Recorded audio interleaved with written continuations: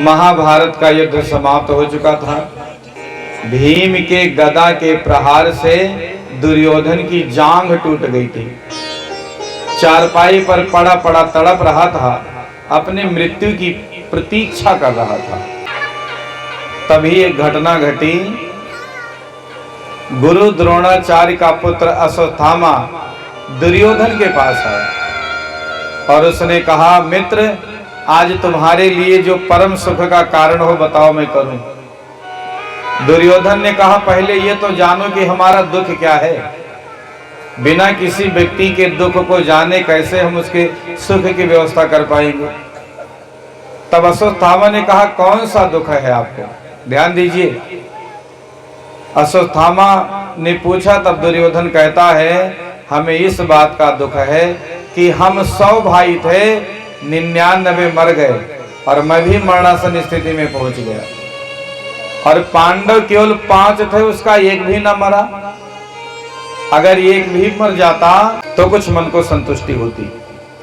इसलिए यदि हमको प्रसन्न करना चाहते हो तो 5 पांडव में से किसी एक को मार डालो। खासकर भीम का मस्तक यदि हमारे सामने ले आओ काट के, तो मुझे बड़ी प्रसन्नता होगी।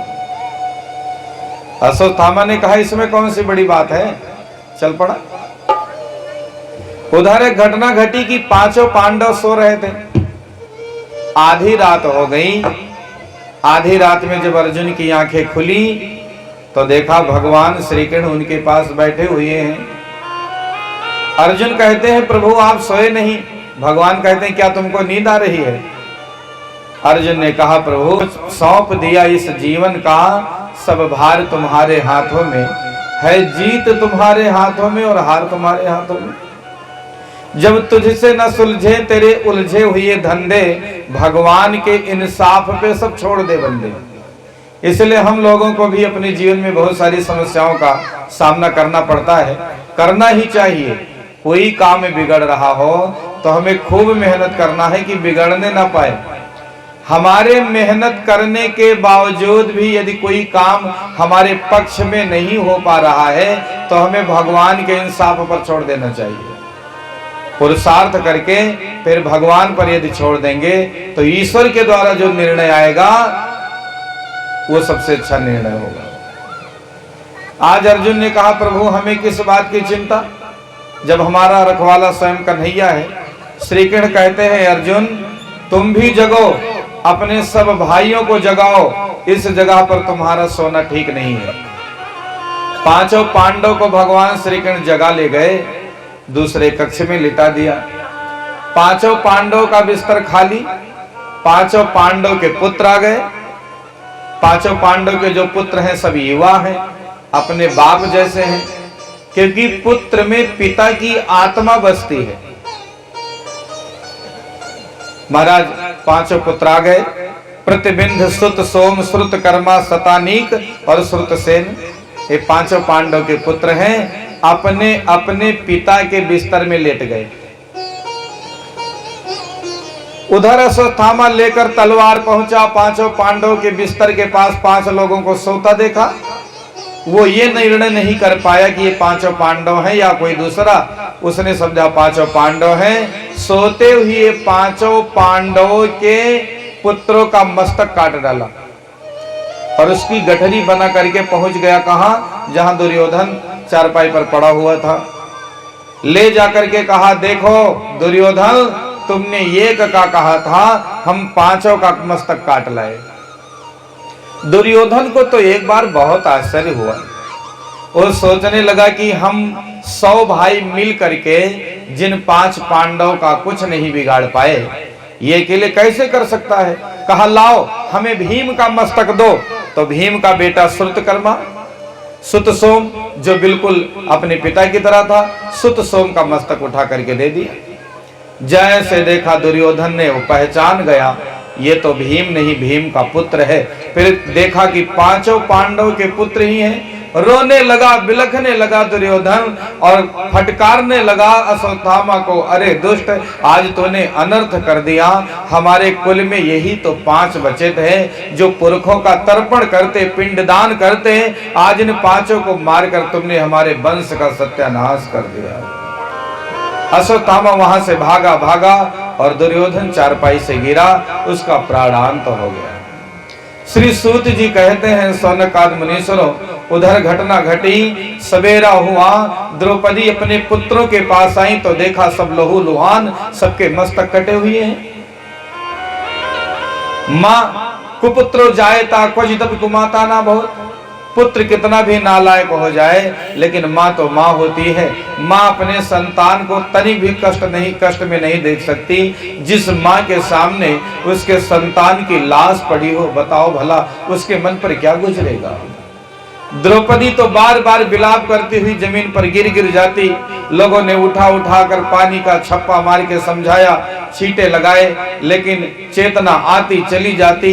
अर्जुन को पता चला, वे दौड़ के आए और कहा कि देवी द्रौपदी चिंता मत करो, जिस दुष्ट ने यह काम किया है मैं उसे तुम्हारे सामने अतिशीघ्र प्रस्तुत करूंगा। परमात्मा श्री कृष्ण के साथ अर्जुन चल पड़े। मायापति को क्षण भी न लगा उस खल का पता लगाने में, पकड़ लिया अश्वत्थामा को। अब जैसे उसको बांधने चले तो उसने ब्रह्मास्त्र का संधान कर दिया। यहां सब बड़े विद्वान लोग बैठे हैं, अध्ययन किया है। ब्रह्मास्त्र प्राचीन काल में बहुत बड़ा शस्त्र होता था। आज की तरह थोड़ी होता था कि मिसाइल जैसे कहीं भेजा तो ऊर्जा का क्षरण हुआ, प्रदूषण फैला और फिर काम हुआ कि नहीं इसकी गारंटी नहीं। हमारे ऋषियों मुनियों के पास ब्रह्मास्त्र रहता था, अगर गलत मनसा से चलावे तो चलता नहीं था, केवल पापी दुराचारी पर चलता था और अपना काम करके वापस आ जाता था, प्रदूषण भी नहीं होता था। हमारे यहाँ ऋषियों मुनियों के पास जो हवाई जहाज हेलीकॉप्टर था उसका नाम था पुष्पक विमान। ना डीजल पड़े ना पेट्रोल, और चाहे जितने लोग बैठ जाएं एक सीट हमेशा खाली। तो आज अश्वत्थामा ने ब्रह्मास्त्र का संधान कर दिया। अश्वत्थामा के पिता गुरु द्रोणाचार्य जानते थे हमारा बेटा दुष्ट दुराचारी है। उन्होंने कोई विद्या नहीं सिखाई थी, लेकिन अश्वत्थामा छुप छुप के सीख लिया था। चलाना तो सीख लिया, लौटाना जाना नहीं। जैसे ब्रह्मास्त्र का संधान किया, ब्रह्मास्त्र गड़गड़ाता हुआ झंझनाता हुआ बढ़ा है अर्जुन की ओर। अर्जुन घबरा गए कि अब क्या होगा, कौन हमारी रक्षा करेगा महाराज। कोई तैयारी भी नहीं थी कि वो ब्रह्मास्त्र चला देगा। श्री कृष्ण तो गिर गए परमात्मा के चरणों में महाराज। कृष्ण कृष्ण महाबाहो भक्तानां भयंकर, त्वमेको दहिमानाना मपवर्गोस संस्कृते, मपवर्गोस संस्कृते। प्रभु इस ब्रह्मास्त्र से हमारी रक्षा करो, नहीं तो ये तो त्रिलोकी को भस्मीभूत कर देगा। भगवान कहते हैं अर्जुन चिंता मत करो, पहले ये बताओ अगर जंगल में जा रहे हो और पांव में कांटा गड़ जाए तो क्या करेंगे? बोलो भैया जमींदार लोग, हमारी माताएं बहनें बताओ, जंगल में जाओ और पांव में कांटा गड़ जाए तो कांटा कैसे निकालोगी? कांटा को कांटा से निकालना पड़ेगा, क्योंकि जंगल में कांटा ही मिलेगा, सुई नहीं मिलेगी। तो कभी कभी जहर की दवा भी जहर ही हो जाती है। किसी को सांप काटे तो डॉक्टर साहब अमृत का इंजेक्शन नहीं लगाते, जहर ही लगाते हैं। बिच्छू किसी को डंक मार दे तो डॉक्टर साहब विष ही लगाते हैं, क्योंकि विष विष को काटता है, कांटा कांटा को निकालता है। लोहा जिस प्रकार लोहे को काटता है, आज भगवान श्री कृष्ण कहते हैं अर्जुन इस ब्रह्मास्त्र को शांत करने का दूसरा कोई उपाय ही नहीं है, केवल एक उपाय है, तुम भी ब्रह्मास्त्र का संधान कर दो। परमात्मा की आज्ञा को लेकर के आचमन करके अर्जुन ने भी इधर से ब्रह्मास्त्र का संधान कर दिया। दोनों ब्रह्मास्त्र आकाश में जाकर के धाम से टकराए, कड़कड़ाहट हुई मानो अभी तो प्रलय आ जाएगी महाराज। फिर श्री कृष्ण के कहने पर अर्जुन ने दोनों ब्रह्मास्त्रों को वापस कर लिया। जैसे कोई रस्सी में पशु को बांधे, ऐसे अर्जुन ने अश्वत्थामा को बांधा है और घसीटते हुए शिविर की ओर ले गए, जहां द्रौपदी अपने पुत्रों के पास खड़ी विलाप कर रही है। अर्जुन ले गए, कहने लगे, देखो द्रौपदी, मैं ले आया इस दुष्ट को, बताओ यही हमारे पुत्रों का कातिल है, कहो तो इसके जिंदे टुकड़े टुकड़े कर डालूं, अथवा जिंदा आग में जला दूं, अथवा जमीन में पाट दूं, क्या करूं? जो तुम कहो वो मैं करूंगा, वही दंडी से दूंगा। द्रौपदी बोली, उवाच चास हन्त्यस्य बंधनानयनं सती मुच्यताम मुच्यतामेष ब्राह्मणो नितराम गुरु, ब्राह्मणो नितराम गुरु। द्रौपदी ने जैसे गुरु जी के बेटे को देखा, अपने पुत्रों का दुख ही भूल गई। उन्होंने कहा, मुच्यताम मुच्यताम में से छोड़ दो, ये तो गुरु पुत्र है, ब्राह्मण को मारना नहीं चाहिए, गुरु पुत्र को मारना नहीं चाहिए, इसको छोड़ दो। अर्जुन ने कहा, हद है, ये तुम्हारे 5 पुत्रों का कातिल है, तुम्हारे सामने खड़ा है और तुम कहती हो छोड़ दो। आज की मम्मी होती तो क्या करती? सबको लड़का दूधक धोवा लागत है, अपना बच्चा कितनी भी गलती करे मम्मी मानेगी नहीं कभी। एक बहन जी अपने लड़के का एडमिशन करवाने गई स्कूल में और कहा, मास्टर साहब हमारा लड़का बिल्कुल दूधक धुला है, मारो ना कब हो, क्योंकि ये कभी गलती नहीं करता है। और लड़का की जात मान लो कभी गलती करिन दे तो कहीं तो है कि बगल वाले दो झापड़ मरी हो, बस ही चुप हो जी, माने गलती करे इनके और झापड़ मारे किसको? बगल वाले। ये है मम्मी। पर आज माँ कौन, नारी कौन जो नारी के दुख को समझे? आज द्रौपदी कहने लगी कि हमारे 5 बेटे मारे गए तो क्या हुआ, पति तो है, कम से कम पति के चरणों के सहारे में जीवन गुजार लूंगी, लेकिन गुरु द्रोणाचार्य की पत्नी तो विधवा है, कृपी गौतमी उनके पति नहीं रहे, एक सहारा बेटा है, यदि इसको मार दोगे तो एक विधवा नारी कहां जाएगी? अर्जुन ने कहा, तो गड़बड़ हो गया, राजनीति में दया को स्थान नहीं है, और इनके मन में दया आ गई। तब बड़े भैया से पूछा, भैया क्या करना चाहिए? युधिष्ठिर कहते हैं कि जैसा सत्य और धर्म कहता हो वैसा ही करो। भीम से पूछा, भैया इसका क्या करें? भीम ने कहा, इसको तुरंत मारो, नहीं तो अभी गदा से इसकी चटनी बना दूंगा। नकुल सहदेव से कहा तो नकुल सहदेव कहते हैं, मझले भैया ठीक है कहते हैं। श्री कृष्ण भगवान से अर्जुन कहते हैं, प्रभु अब आप बताओ मैं क्या करूं, मैं तो बड़ी दुविधा में हूं, मेरे कुछ समझ में नहीं आ रहा है। भगवान श्री कृष्ण कहते हैं, अर्जुन ब्रह्म बंधुर्न हन्तव्य आततायी बधार्हणः मयि ओभै माम्नातं परिपाहिनु शासनम्,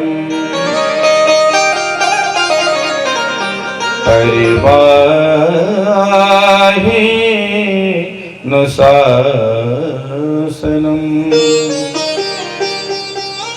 ब्रह्म बंधुर्न हन्तव्य आततायी बधार्हणः।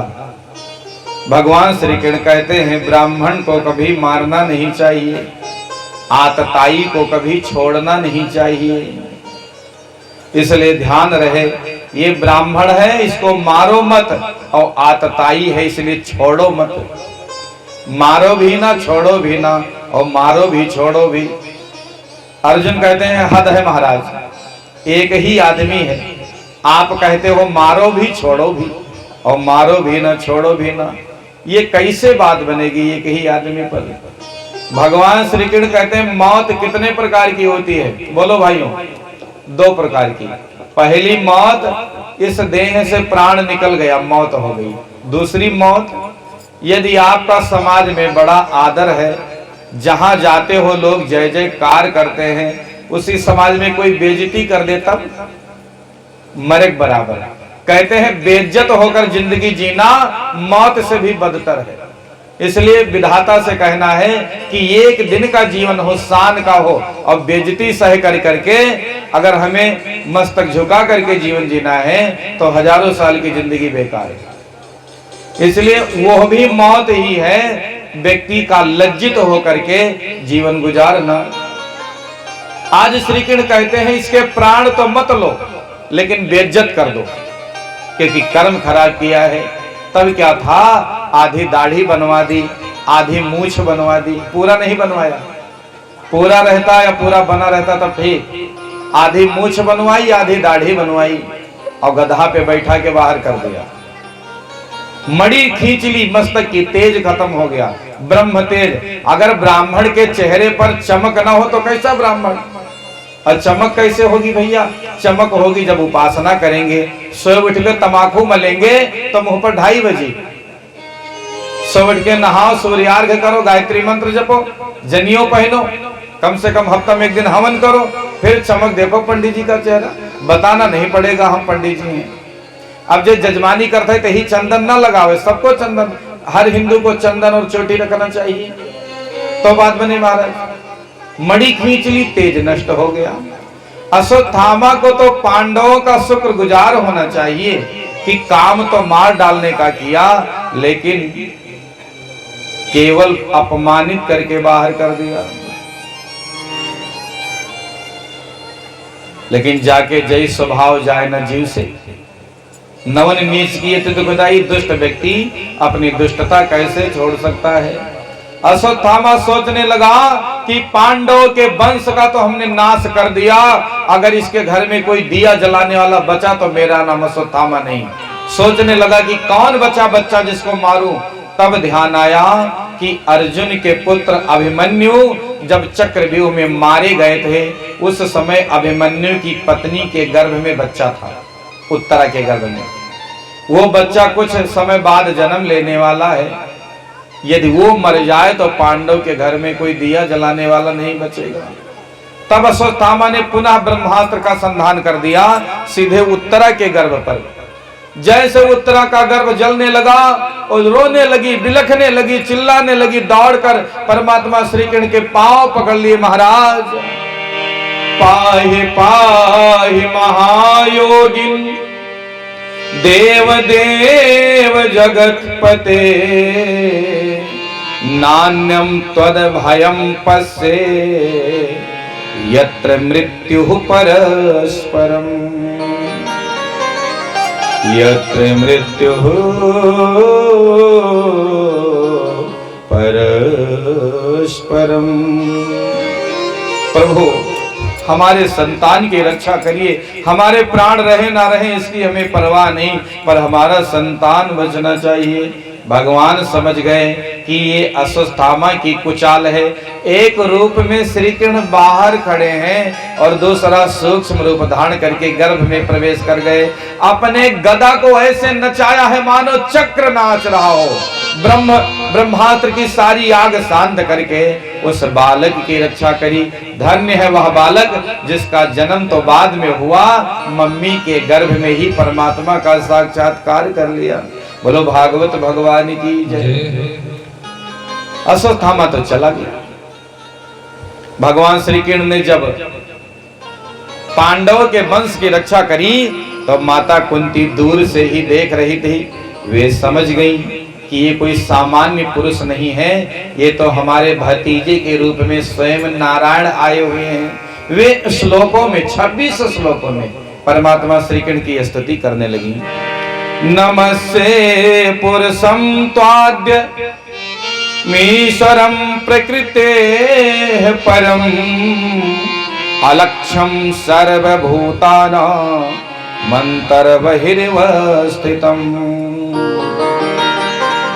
कृष्णाय वासुदेवाय देवकी नंदनाय च नंदगोपकुमाराय गोविंदाय नमो नमः। भगवान श्री कृष्ण कहते हैं, अरे बुआ क्या हो गया तुमको, मैं तुम्हारा भतीजा हूँ, ये बार बार हमारी वंदना क्यों करने लगी। माता कुंती कहती हैं, विशाल महाग्नि पुरसाद दर्शना दशरथ सभाया वनवास कृच्छता मृधे मृधे नेक महारथास्त्र तो द्रोण्यस्त्र चाश्म हरे विरक्षिता। हमने आपके स्वरूप को पहचान लिया। किसी को बुआ बनाते हो, किसी को फूफा बनाते हो, किसी को बाप बनाते हो, किसी को माँ बनाते हो, लेकिन सबके परदादा तो आप ही हो। आप स्वयं परमात्मा हैं। हमने आपके स्वरूप को पहचान लिया। भगवान ने कहा अच्छी बात है बुआ, यदि हमको भगवान मान ही लिया है तो मांगो, जो मांगोगी वो हम देंगे। पूरा खानदान बुला लो अपना। पांचों पांडव आ गए, पूरा खानदान आ गया। युधिष्ठिर कहते हैं भैया यही वरदान दे दो कि जीवन में कितनी भी विषमता आए, कितनी भी कष्ट कठिनाई आए, लेकिन सत्य से कदम पीछे ना हटाऊं। और हम लोग घर में सत्यनारायण की कथा सुनी और कहीं सड़क पर गए, पैर में ठोकर लग गई तो कहा कि सत्यनारायण की कथा बेकार है, पूजा पाठ बेकार है। बहुत लोगों के जीवन में जब कष्ट कठिनाई आती है तो सबसे पहले भगवान को ही छोड़ेंगे, कहेंगे सब धर्म कर्म व्यर्थ है। अरे भैया धर्म कर्म व्यर्थ नहीं है, धर्म ही व्यक्ति की रक्षा करता है। इस बात का ध्यान रखना। अगर ठोकर लग गई या शरीर को चोट पहुंच गई और उतने में बच गए तो समझना चाहिए प्राण जाने थे, वहां ईश्वर ने रक्षा करी है। तो धर्म को पकड़ने वाला व्यक्ति कभी कष्ट कठिनाई आती है लेकिन उससे परमात्मा रक्षा करते हैं। अब आप लोग बताओ 10 रुपया का माटी का बर्तन बाजार में खरीदने जाते हो तो मार के देखते हो टन टन की नहीं? बोलो भैया बताओ काहे बजाओ था कि कहीं कच्चा तो नहीं है 10 रुपया हमारा खराब हो जाए। यदि हम 10 रुपए का माटी का बर्तन बिना ठोके बजाए नहीं लेते हैं तो क्या भगवान नहीं ठोकेगा बजाएगा कि झूठे चंदन लगा के बैठेगा कि कुछ है अंदर असली? इसलिए धर्म के पथ पर चलने वाले व्यक्ति को कष्ट सहना पड़ता है। वो भगवान ठोकते पीटते हैं और ठोकने पीटने के बाद भी यदि जुड़े रहे तो फिर आनंद ही आनंद है। इसलिए धर्म के पथ को कभी हमें त्यागना नहीं चाहिए महाराज। आज यही मांगा है युधिष्ठिर जी ने कि सत्य से धर्म से पीछे न हटूं। तथास्तु। भीम ने कहा महाराज हमको यही वरदान दे दो, खानदान में हमारी बड़ी बदनामी है। क्या कहते हैं? भोजन भट्ट है, आधे भोजन में पूरा खानदान और आधा ये अकेले। लेकिन यह वरदान दे दो खाते पीते सोते जागते आपका सदैव स्मरण बना रहे। तथास्तु। अर्जुन ने कहा प्रभु हमने आपको अपना गुरु माना है, गुरु शिष्य का भाव कभी समाप्त ना हो। भगवान ने कहा तथास्तु। द्रौपदी कहती है प्रभु हमने आपको अपना सखा माना है, सखा सखी का भाव सदा बना रहे। भगवान कहते हैं तथास्तु। सुभद्रा कहते हैं प्रभु ये हमारा मन रूपी राजहंस आपके चरण रूपी पिंजरे में कैद हो जाए। भगवान ने कहा तथास्तु। माता कुंती से भगवान कहते हैं जो खास बुआ हैं, बुआ से कहते हैं बुआ जी आप मांगो। कुंती माता ने अपने आंचल फैला दिए और कहा प्रभु विपदा सन्तु नः शश्वत् तत्र तत्र जगद्गुरो भवतो दर्शनम यत् स्यात् पुनर्भव दर्शनम। दुख दे दो। बताओ हम लोग मंदिर क्यों जाते हैं, कथा भागवत क्यों सुनते हैं, ये पैसा क्यों इकट्ठा करते हैं कि सुख मिले? जिंदगी भर सुख मिला, अगर एक दिन दुख मिल गया तो उसे हाहाकार मच गया। लेकिन माता कुंती को देखो, सूरसेन राजा की बेटी हैं, इनके बचपन का नाम पृथा। थोड़ी बड़ी हुई तो राजा कुंती भोज ने गोद ले लिया, नाम रख दिया कुंती। सोचो जिस बच्चे का जन्म कहीं हो और पालन पोषण कहीं हो, क्या सुख मिलेगा? समय बीता तो विवाह ऐसे पुरुष से हुआ जो पीलिया का मरीज, पांडु महाराज। ऊपर से उनको श्राप है कि पत्नी के पास जाओगे तो मर जाओगे। एक नारी के लिए इससे बड़ा दुख क्या? वो तो दुर्वासा ऋषि ने बचपन में कुछ मंत्र सिद्ध करवा दिए थे माता कुंती को। जब उन्होंने धर्मराज का आवाहन किया तो युधिष्ठिर पुत्र रूप में आ गए, पवन देव का आवाहन किया तो भीम जी पुत्र रूप में आ गए, इंद्र का आवाहन किया तो अर्जुन पुत्र रूप में आ गए, अश्विनी कुमारों का आवाहन किया तो उनकी सौत माद्री के 2 पुत्र हुए, नकुल और सहदेव। एक दिन की बात है, राजा पांडु अपने मन को नियंत्रण न रख सके, अपनी दूसरी पत्नी माद्री के पास गए। उनकी मौत हो गई। मौत हो गई तो माद्री पांडु के साथ सती हो गई। अब 2 पुत्र माद्री के, 3 पुत्र कुंती के, 5 पांडव। एक विधवा माँ 5 बच्चों को कैसे पाले, और ऐसे 5 बच्चे जिनको मारने के लिए 100 भाई कौरव हाथ धोए हमेशा पीछे पड़े। उनके ही जायदाद में उनको हिस्सा नहीं दिया जा रहा है, बहिष्कृत कर दिया गया। किसी प्रकार अगर उनको उनका हिस्सा मिला, ऊसर जमीन दे दिया, वह रहने लगे तो बहानेबाजी करके जुआ खिलवाया गया और सब कुछ हड़प लिया गया। फिर वनवास, अज्ञातवास, क्या क्या नहीं कराया गया महाराज। और फिर महाभारत जैसा द्वंद्व युद्ध हुआ। भगवान श्री कृष्ण कहते हैं, बुआ जिंदगी में दुख के अलावा आपने देखा क्या है? आज अवसर मिला, आपका बेटा राजा बना है, आप राज्य माता बनी हो, और फिर आपको मांगने को हमने कहा तो दुख मांग लिया। नहीं बुआ, आज तक किसी भक्त को हमने निराश नहीं किया, जो मांगा सो दिया। पर आज मैं आपको कहता हूं, मैं दुख नहीं दे सकता। आप दुख क्यों मांग रही हो? कुछ और तो मांग लो। माता कुंती कहती हैं, सुख के माथे सिल पड़े जो हरि हृदय से जाए, बलिहारी व दुख की जो पल पल नाम जपाए। अगर आप सुख में माला जपने बैठोगे तो मन बहकेगा। सुख में, पूजा पाठ में मन लगता भी नहीं है, लेकिन जब दुख होता है तो मन बहुत एकाग्र होकर परमात्मा का चिंतन करता है।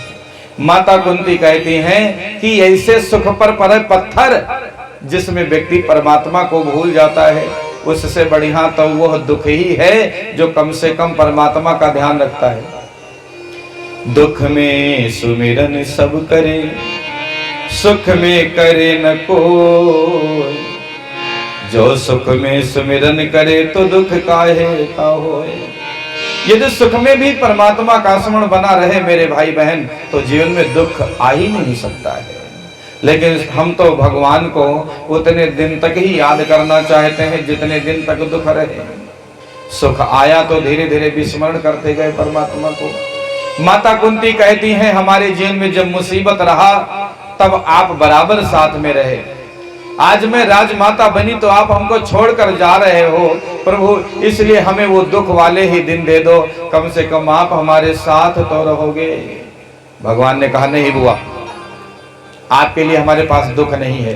तब माता कुंती कहते हैं, तो प्रभु हमारे अंदर जो रक्त है, रक्त माने हमने एक दिन प्रार्थना किया था कल कि रक्त माने खून भी होता है और रक्त माने राग भी होता है, वासना भी होती है।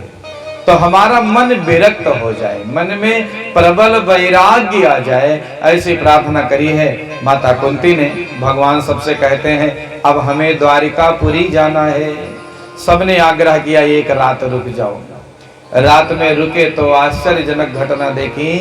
धर्मराज युधिष्ठिर के कमरे में सिसकने और रोने की आवाज आ रही थी। भगवान रात्रि में दबे पांव से गए, देखा बड़े भैया रो रहे हैं। पूछा, भाई आज क्या हो गया आपको, इस रात्रि में रो रहे हो सिसक सिसक कर, कारण तो बताओ। धर्मराज युधिष्ठिर कहने लगे, अहो कष्ट महो न्यायम यदीवं धर्मनंदना जीवितं नारहत क्लिष्टं विप्रधर्माच्युताश्रया।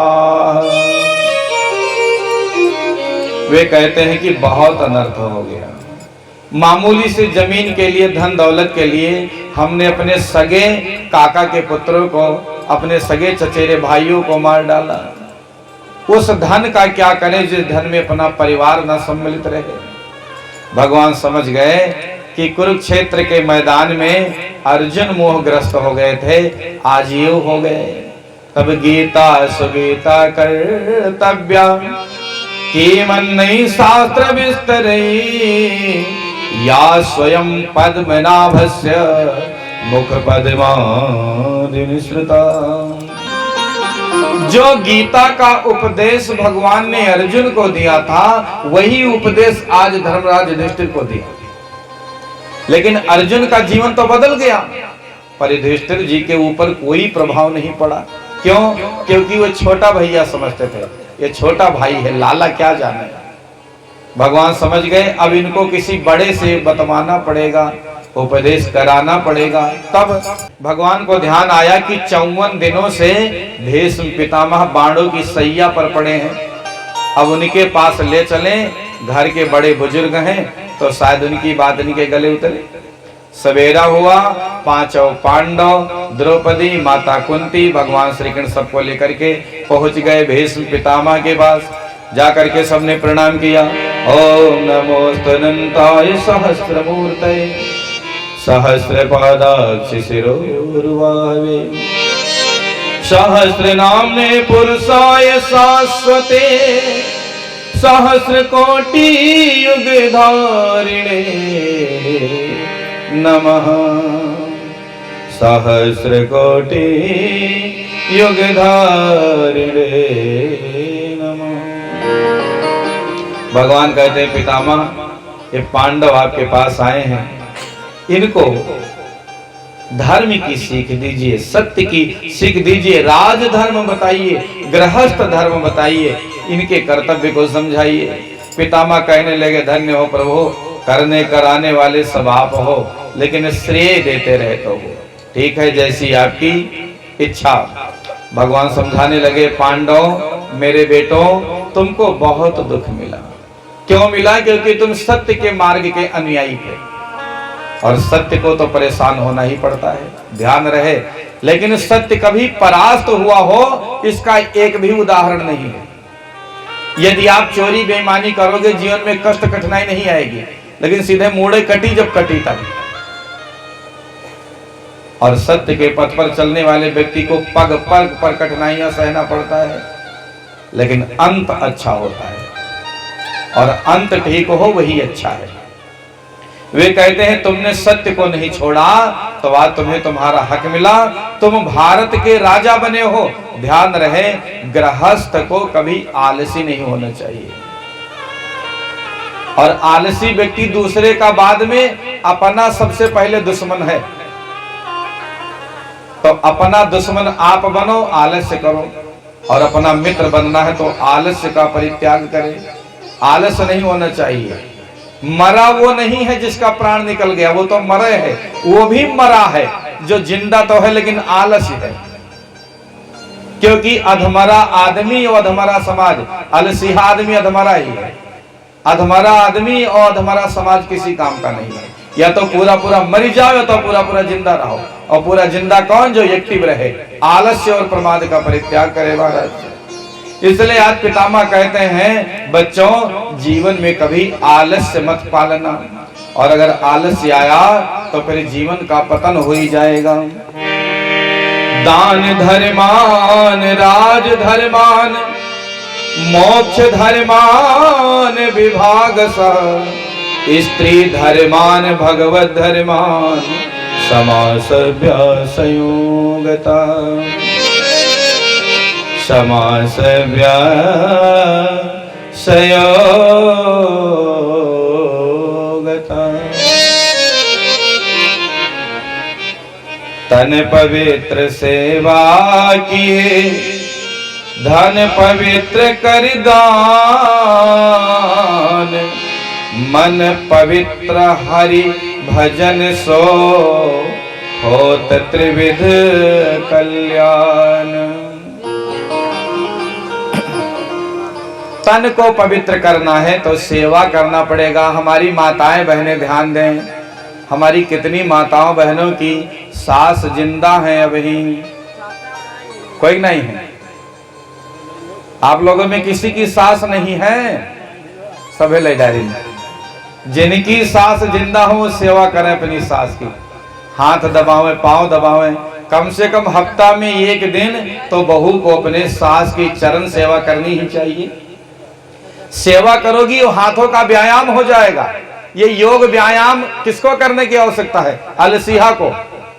डंड कसरत आलसी आदमी को करने की आवश्यकता है, और जो खेते कौन गोड़ता है उसको योग व्यायाम करने की आवश्यकता नहीं है, वो व्यायाम का दादा है। मॉर्निंग वॉक करो चाहे ना करो, अपने कर्तव्य को करते रहिए, कभी रोग लगने वाला नहीं। बहुरिया सास का पांव दबावे तो सास का भी रोग ठीक और बहुरिया का भी ठीक। जैसे पीसने बैठी मसाला, कितना ये सब व्यायाम ही तो है। तो सास का चरण सेवा जरूर करें। जिनकी सास जिंदा है, हफ्ता में एक दिन हाथ दबाओ, पांव दबाओ, पीठ दबाओ, देखो मौका पाए गला ना दबाओ। तो तन पवित्र सेवा की, तन शुद्ध होगा जब सेवा करेंगे। हमारे भैया लोग बैठे हैं, उनको मेरी प्रार्थना है, घर में छोटे बच्चे से पांव दबवाओ, हाथ दबवाओ। 5 साल के बच्चे को यदि आदत नहीं डलवाओगे हाथ पैर दबवाने का, तो 25 हो जाएगा, आपके किनारे नहीं बैठेगा। जब सिखाने की बात थी तब सिखाया नहीं। अब लड़का जवान होकर सारा दिन मोबाइल में घुसा रहता है, तब कहते हैं बर्बाद है ये पूत हमारा। खात है तब मोबाइल देखा था, कहूँ घूमत है तब मोबाइल देखा था, तो मोबाइल देखेंगे ही। जब संस्कार देना था तब दे नहीं पाए। तो बचपन से ही सिखाइए। अपने बच्चों को कहो कि बच्चा जाओ बाबा के पांव दबाओ। बेटे सवेरे उठे, माता पिता का पैर छुए, क्योंकि अभिवादन शीलस्य नित्यं वृद्धोऽपि सेविनः सत्यवारितस्य वर्धन्ते आयुर्विद्या यशो बलम। यदि कोई व्यक्ति रोज सवेरे उठकर अपने से बड़ों के पैर छूता है, और पैर गांठे पर ना आए, अब तो सब एडवांस हो गए, गांठे के पांव छूते हैं। कोई करिहाय में हाथ लगाए पाए लगी, करिहाय में का पाए लगी। प्रणाम पैर का होता है, क्योंकि ऊर्जा वहीं से निकलती है। जो कोई अपने से बड़ों को प्रणाम करता है, सेवा करता है, शास्त्र कहते हैं उसको 4 चीजें अनायास मिलती हैं, लंबी आयु, विद्या, यश और बल। हमारे यहाँ बेटियों से पाँव नहीं छुआया जाता है, नहीं छुआना चाहिए, पर बेटियों को चाहिए कि अपने माता पिता से हाथ जोड़कर नमस्ते करें, तो भी एक शक्ति का संचार होता है महाराज। तो तन पवित्र होगा जब सेवा करेंगे, और धन पवित्र कैसे होगा? जब दान करेंगे। किसको दान करो? हमको नहीं। दान करने का अर्थ हमने कल भी निवेदन किया था, किसी भूखे को भोजन करा दिया, दान हो गया महाराज। किसी नंगे को कपड़ा पहना दिया, दान हो गया महाराज।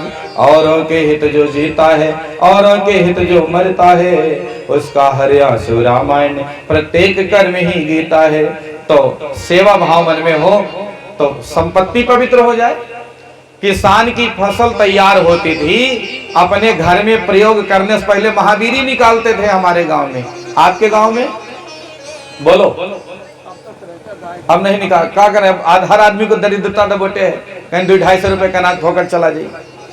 क्योंकि जैसे महावीरी निकलती थी, अन्न शुद्ध हो जाता था।